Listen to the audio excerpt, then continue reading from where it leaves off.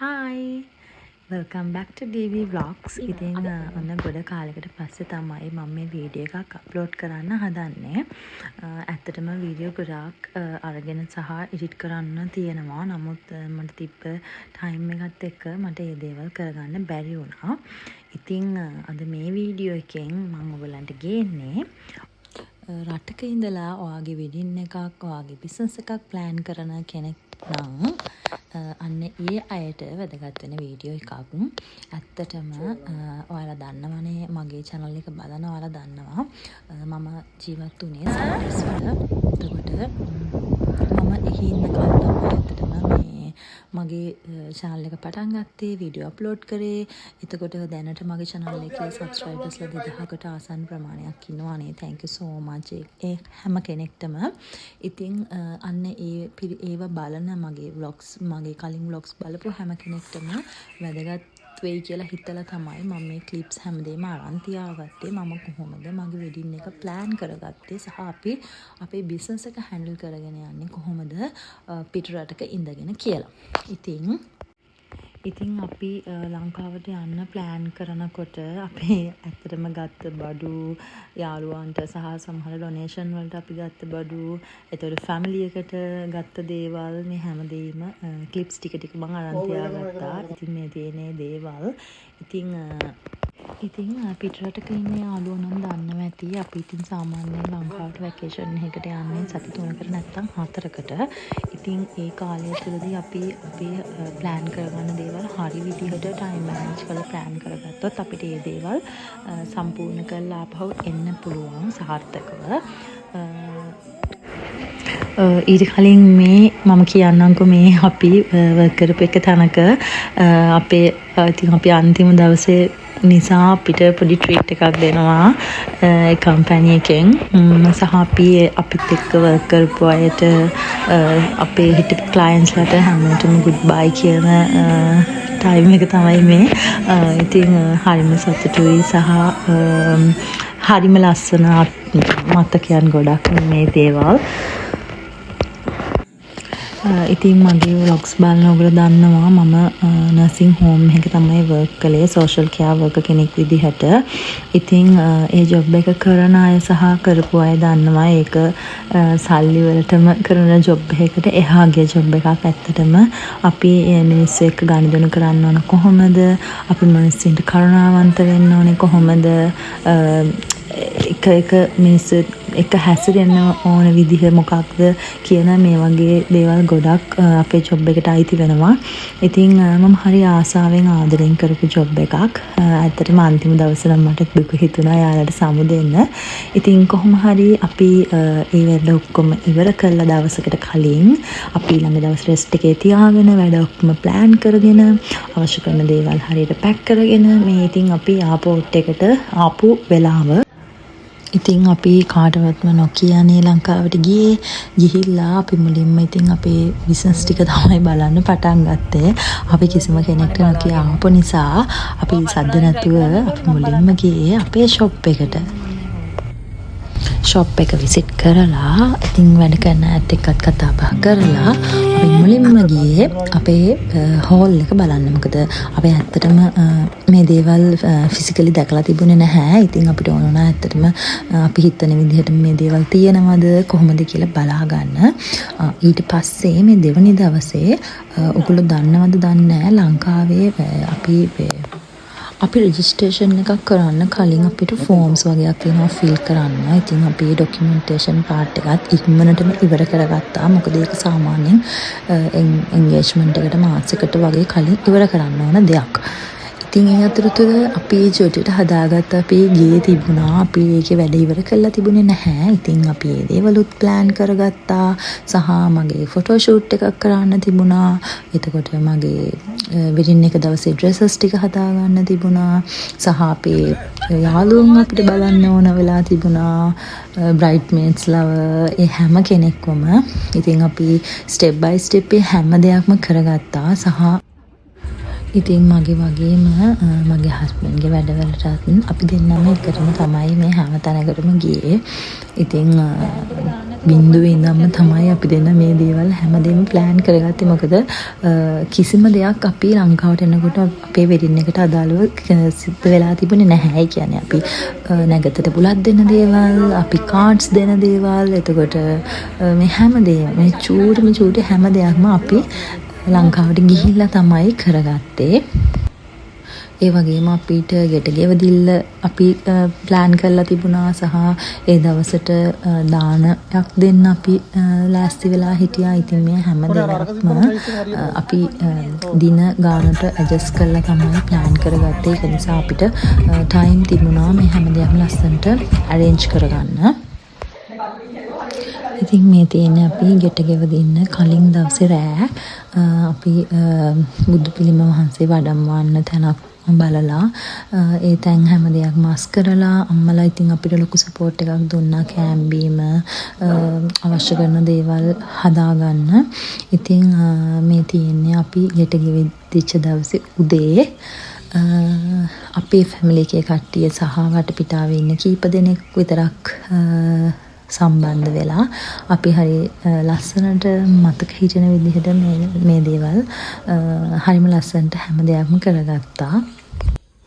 ඉතින් මම මේ vlog එක කරන්න තවත් හේතුවක් තමයි මේ වීඩියෝස් බලලා තව කෙනෙක් එන්කරේජ් වෙනවා නම් තව කෙනෙක් හිතනවා නම් මටත් මේ දේවල් කරගන්න පුළුවන් කියලා අනිවාර්යයෙන්ම පුළුවන්. මොකද මගේ හස්බන්ඩ් මේ දේවල් කරගත්තේ අපි කිසිම කෙනෙක්ගෙන් කිසිම දෙයක් ලබාගෙන නෙමෙයි. අපි දෙන්නම මහන්සි වෙලා මුදල් හම්බ කරලා හරි විදිහට ඒ දේවල් මැනේජ් කරලා තමයි අද ඉන්න මේ තත්ත්වයට ඇවිල්ලා තියෙන්නේ. ඉතින් මේකත් ඇත්තට මම මේ වෙලාවෙත් ගොඩාක් ස්තුතිවන්ත වෙනවා මට, මගේ ශක්තියට, මගේ හස්බන්ඩ්ට සහ අපේ වටපිටාවේ හිටපු අපේ අම්මලා තාත්තලා හැම කෙනෙක්ටම. මොකද ඒ හැමෝගෙම ශක්තිය අපිට තිබුණා සහ අපි දෙන්නගේ උත්සාහය අපි දෙන්න ගාව හැම වෙලේම තිබුණා. ඉතින් කිසිම දෙයක් නැතුව රටකට ගිහිල්ලා හැමදේම හදාගෙන අවුරුදු 3කින් 4කින් වගේ මේ වගේ ස්ටෙප් එකකට අපිට එන්න පුළුවන් වුණා කියන්නේ ඇත්තටම අපි දෙන්නා ඒක ලැබපු ලොකු ජයග්‍රහණයක් කියලා තමයි අපි අදටත් විශ්වාස කරන්නේ. ඉතින් හැම කෙනෙක්ටම පින් දෙන්න, හැම කෙනෙක්ටම ආශිර්වාද කරන්න, අපේ ඉස්සරහ වැඩ කටයුතු වලට අපිට ආශිර්වාද ලබා ගන්න. මම ගොඩක් වෙලාවට හරි ආසයි මෑණිවරුන්ට දාන දෙන්න. ඉතින් අපි මේ විදිහට නිර්මාංශ මෑණිවරුන් කීප නමකට දානය ලබා දීලා ඒ අවශ්‍ය කරන වැඩ කටයුතු කළා. ඉතින් ඒක ගොඩක් හිතට සතුටක්, සැනසීමක්. ඊට පස්සේ අපි ඉක්මනටම අපේ ඉස්සරහ වැඩවලට ගියා. මොකද අපි තාම ජුවලරි අරන් නැහැ. එතකොට අපිට ඕන කරන ෆ්‍රී ෂූට් එකට ඕන කරන බඩු මුට්ටු ගොඩක් දේවල් තියෙනවා. ඉතින් අපි ඒ හැමදේම ලිස්ට් අවුට් කරලා තමයි අපි මේ පෙටා ගියා. මම ඉතින් ආසයි අර පෙටාවල තියෙන මේ දෝස කඩවලින් දෝස එහෙම කන්න අවුරුදු 4කින් වගේ නිසා අපි ඉක්මනටම ගිහිල්ලා ඒ දේවල් කෑවා බිව්වා. ඊට පස්සේ අපේ ගෙදරට අවශ්‍ය කරන ලයිට්ස් අනම්මනම් තිබ්බා. ඒ දේවල්ත් අපිම තමයි සිලෙක්ට් කරේ. ඉතින් අපිට ඉතුරු වෙලා දෙන පොඩි කාලෙන් අපි ඉක්මනට මේ දේවල් හැමදේම කරගත්තා. මේ තියෙන අපේ වෙඩින් කාඩ්ස්. මම කියවනේ අපේ වෙඩින් කාඩ්ස් අපි දීලා තිබුණේ නැහැ. හැබැයි මම ඊමේල් හරහා WhatsApp හරහා මගේ ගොඩක් යාළුවෝ කොන්ටැක්ට් කරගත්තා කලින්ම. ඉතින් අපි අපේ වෙඩින් එක ප්ලෑන් කරේ වෙසක් මාසේ. මොකද වෙසක් මාසේ කියන්නේ අපි දෙන්නටම ස්පෙෂල්. මොකද අපි දෙන්නගේ ෆෑයක පටන් ගත්තේ අපි ඇත්තටම වෙසක් දවසක. ඉතින් අපි ඒක නිසා තමයි වෙසක් මාසේ ඒ වෙනුවෙන් ප්ලෑන් කරගත්තේ අපේ වෙඩින් එකට.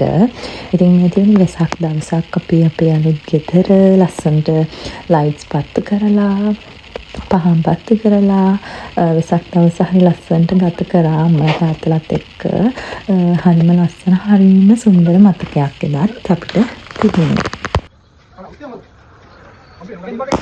ඉතින් ඒ වැඩත් එක්ක අපි අපේ ඉදිරි වැඩ ටික ආපහු ප්ලෑන් කරා. අපි හැමෝගෙම ප්ලෑන් එකකට තමයි අපි මේ වැඩ කටයුතු හැමදේම යන්නේ. කියන්නේ අපිට ඇත්තම ඉවෙන්ට් ප්ලෑන් කෙනෙක් හිටියේ නැහැ. ඉතින් අපිම තමයි අපේ දේවල් ප්ලෑන් කරගත්තේ.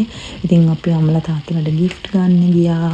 ඒගොල්ලන්ට වෙඩින් එක දවසට අඳින්න ඕන කරන සාරීස් ඒ දේවල් බලන්න ගියා. ඉතින් ඒ දේවලුත් අපිම කරපු නිසා ඒ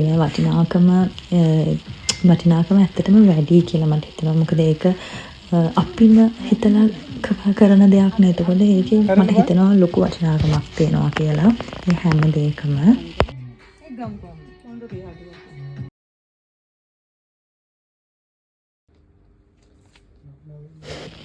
ඉතින් මේ වෙලාවට නම් බොඩි ෂේප් එක ගැන හිතන්න නැතුව ඇත්තටම හම්බෙන හැම දෙයක්ම කෑවා. සහ මේ තියෙන්නේ අපේ ෆයිනල් වෙඩින් මෙනු එක.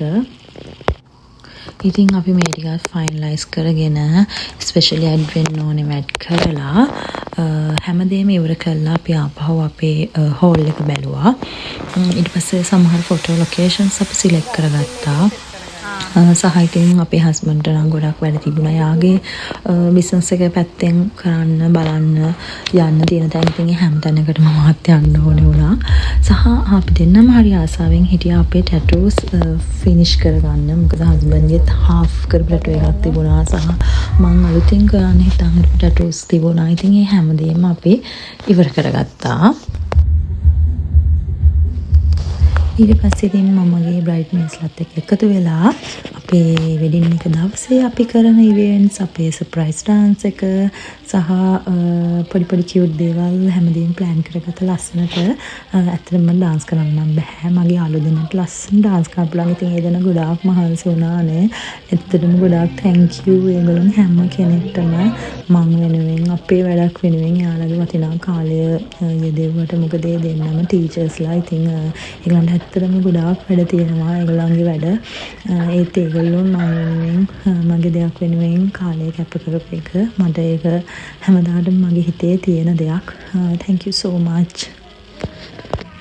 ඉතින් මට හිතෙනවා මම හැමදේම රෙකෝඩින් කරලා තියාගත්ත එක නම් ගොඩක් වටිනවා කියලා. මොකද මේ දේවල් කවුරුත් බැලුවත් නැතත් ඇත්තටම මට හිතට ලොකු සැටිස්ෆැක්ෂන් එකක් මේ දේවල් බලනකොට. ඉතින් මම මේක ස්පෙෂලි වැලියු එකක් ඇඩ් කරලා මේ YouTube එකට දාන්නේ.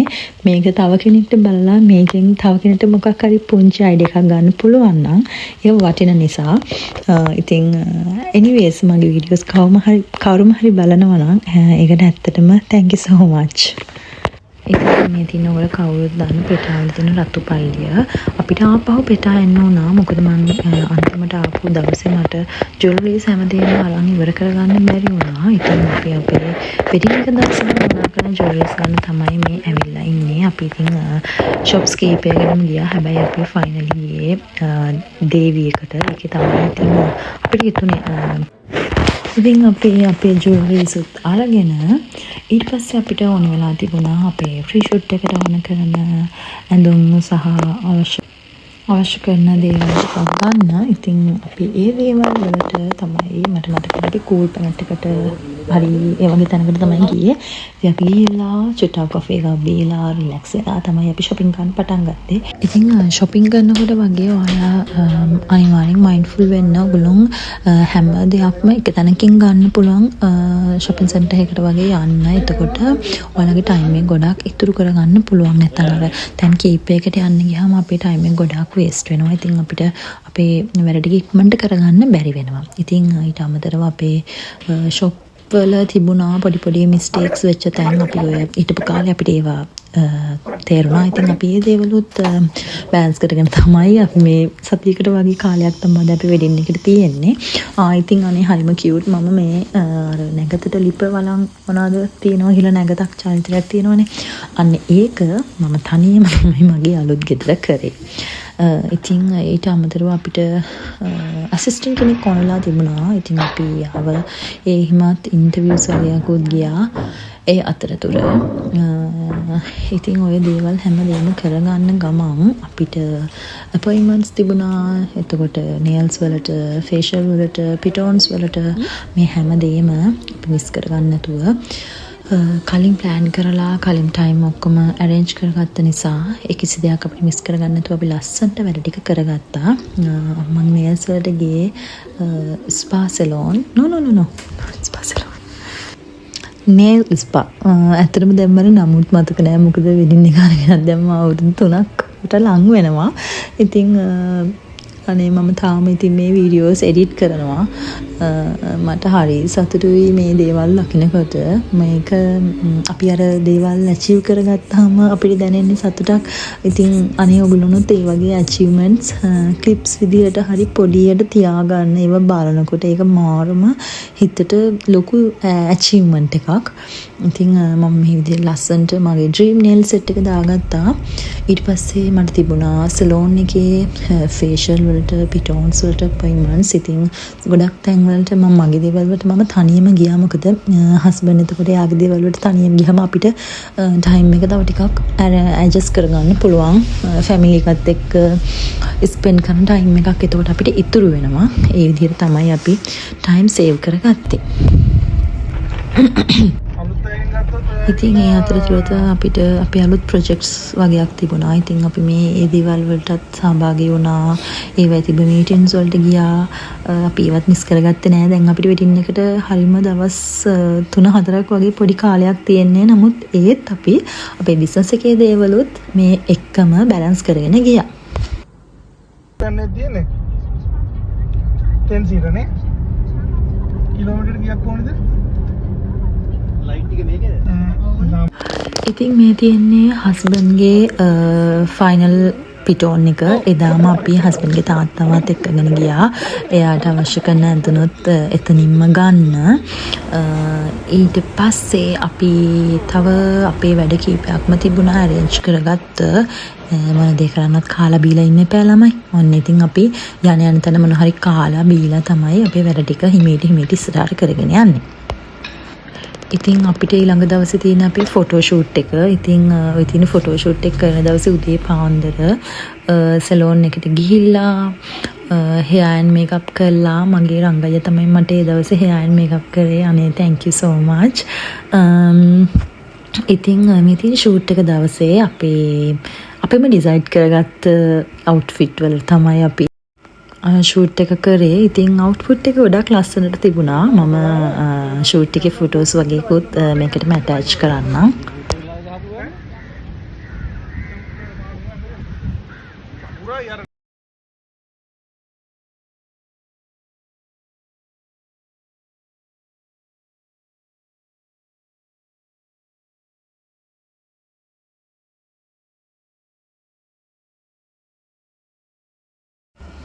ඉතින් අපි එදා ෂූට් එක කරලා එන ගමනුත් ආපහු හස්බන්ඩ්ගේ ෆිටෝන්ස් වල පොඩි මෑස්කම් වගේ තිබිලා ආපහු ගියා.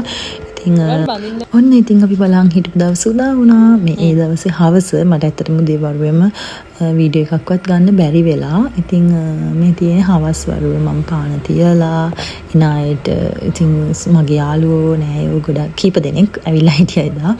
ඉතින් ඒ අයට සංග්‍රහ කරලා මේ තියෙන්නේ මගේ ෂෙඩියුල් එක. මම ගොඩක් ළඟින් වැඩ කරන්න පුළුවන් අයට ඒ ෂෙඩියුල් එක දුන්නා. එතකොට ටයිමින් ගාන්ට අපිට සෙට් කරගෙන හැම දෙයක්ම ඊළඟ දවසේ ලස්සනට කරගන්න පුළුවන් නිසා ඉතින් මමම අවශ්‍ය කරන දේවල් මේ තැන්වල තියෙන්නේ කියලා හැමෝටම පෙන්නලා කියලා මේ දේවල් මේ තැන්වලට එන්න ඕනේ කියලා ඒ හැමදේම ප්ලෑන් කරලා හැමෝටම කියලා ෆයිනලි මගේ ෂූස් ටික ගෙන්න ගත්තා. මොකද ඒ දේවල් අන්තිම මොහොතේ මට කරගන්න කියන්නේ ගෙන්න ගන්න පුළුවන් උනේ. සහ මට මගේ දෙවන දවසේ ඩ්‍රෙස් එක තාම මට ගෙන්න ගන්න බැරි වුණා. ඉතින් මේ වෙඩින් එක දවසේ කලින් දවසේ රෑ මම ඔන්නේ යනවා වෙඩින් ඩ්‍රෙස් එක ගේන්න.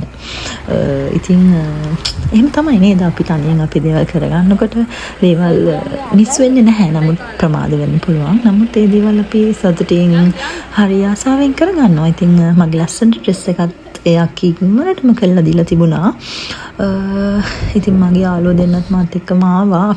අපි ඉතින් මේ ඩ්‍රෙස් එක අරන් ගෙදර ඇවිල්ලා එහෙම්මම රෑ පිටත් වුණා සැලෝන් එකට. මොකද යක්කි මට දීලා තිබුණේ after midnight සැලෝන් එකට එන්න කියලා. ඉතින් අපි පාන්දර 1ට වගේ තමයි සැලෝන් එකට ගියේ.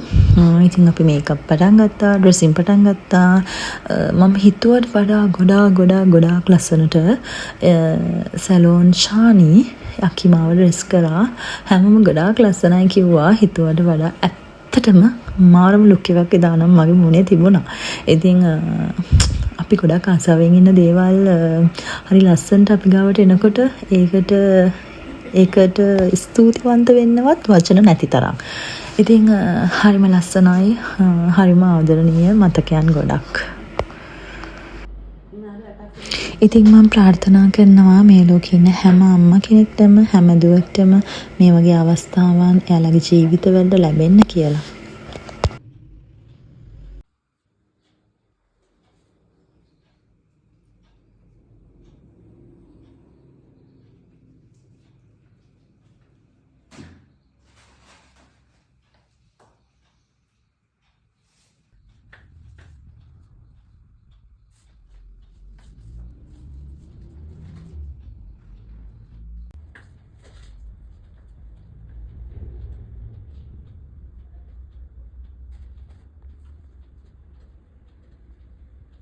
ඉතින් මේ තියෙන්නේ මගේ ෆයිනල් ලුක් එක. ඔයගොල්ලෝ මොන හරි කියන්න යන්නකෝ කමෙන්ට්ස් වලින්. මට ආදරේ කියලා සුරංගනක්ද මිහි පිට මට කියයිද හෙමිහිට මට ආදරේ කියලා.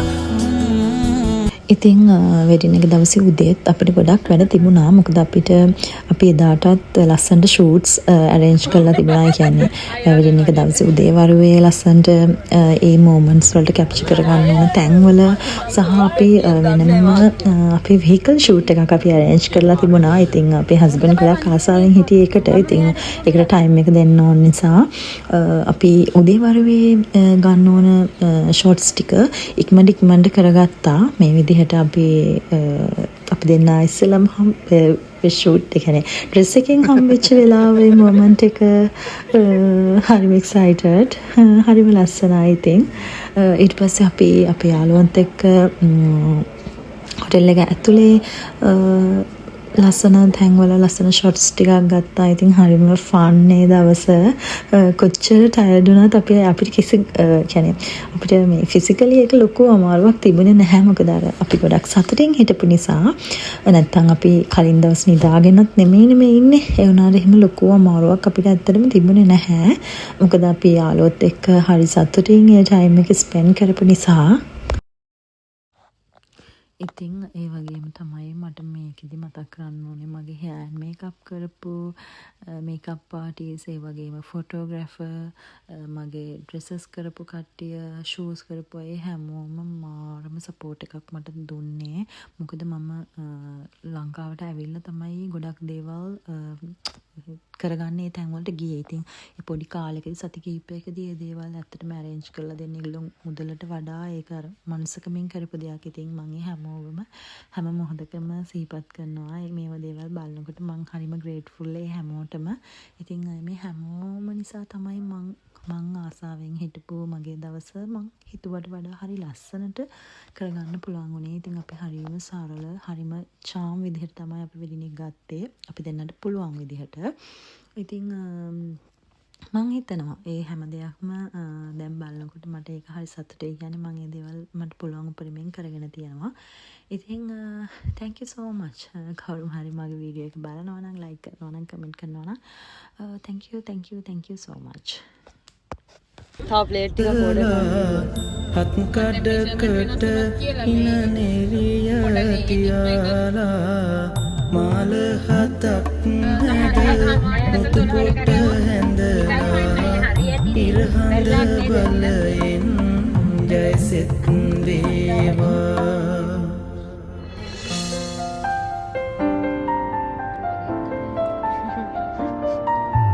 පන්දාතුරන් හැමටම කියලා කියන්න සතුටු ළමයි. මම සම්පූර්ණ වෙඩින් එක ප්ලෑන් කරනකොට මගේ හස්බන්ඩ් ප්ලෑන් කරේ මෙන්න මේ ෂූට් එකේ මෙන්න මේ කොටස විතරයි. ඉතින් ඔයාලටත් ඉන්නවද ඒ වගේ හස්බන්ඩ්ලා? කමෙන්ට් එකක් දාන්නකෝ බලන්න. හැබැයි කියන්නේ සතුටුයි. මේ ක්ලිප්ස් ටික තමයි ගොඩක්ම හැමෝම කතා බහ කරේ. කියන්නේ ගොඩක් ලස්සනයි කිව්වේ, ගොඩක් කමෙන්ට්ස් තිබ්බේ. වෙඩින් එකේ මෙන්න මේ ෆොටෝස් ටිකට තමයි ඉතින්.